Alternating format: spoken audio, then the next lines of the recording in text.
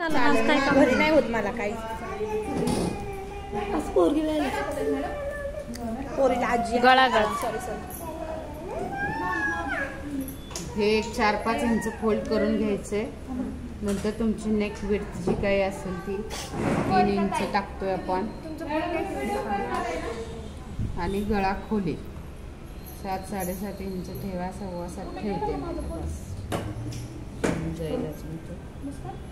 इथं पण 3 इंच काटकोन करायचं आहे. आणि याच्यात कोणताही गळा ड्रॉ करू शकता तुम्ही. या काटकोनामध्ये जो गळा हवाय तो ड्रॉ करा. आता मी पानाचा सेट देते.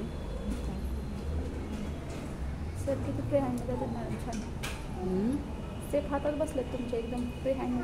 ते असेच शिकायचे तुम्हाला पण फ्री हँडनेच द्यावे लागतात. याला काहीही गळ्याला मेजरमेंट नसतात. गळ्यांच्या आकाराने तुम्हाला द्यावे लागणार ते. इथे 1 इंच आपल्याला शिलाईसाठी पट्टी लागते ती.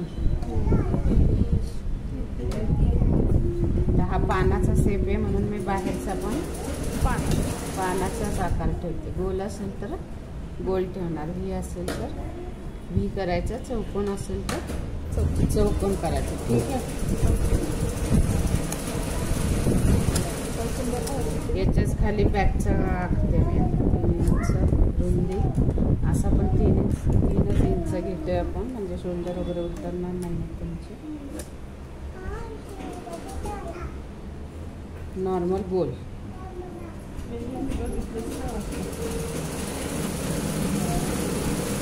म्हणजे 1-1 इंच सगळ्याला 1-1 इंच आपण पट्टी ठेवतो हात शिलाईसाठी.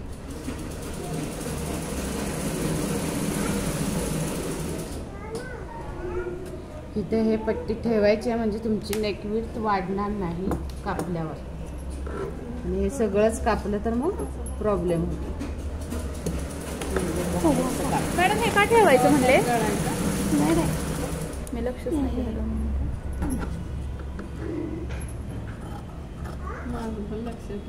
तुमचं पण नाही ना? मला पण नाही कळलं.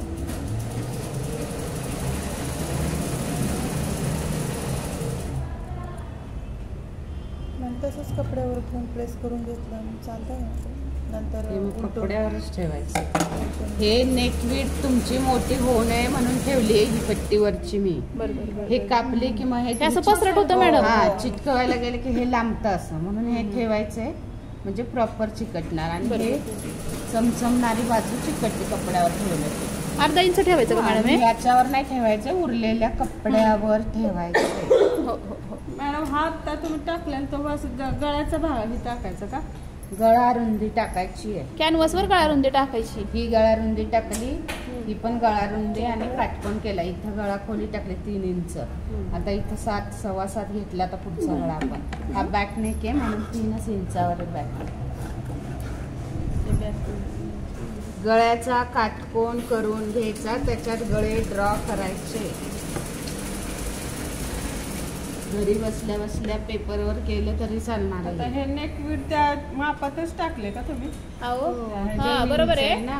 फक्त अर्धा इंच टाकले तेवढी इंच वाढवून घेतलं. असं कोण नाही शिकवत. सगळे शिकवतात असं.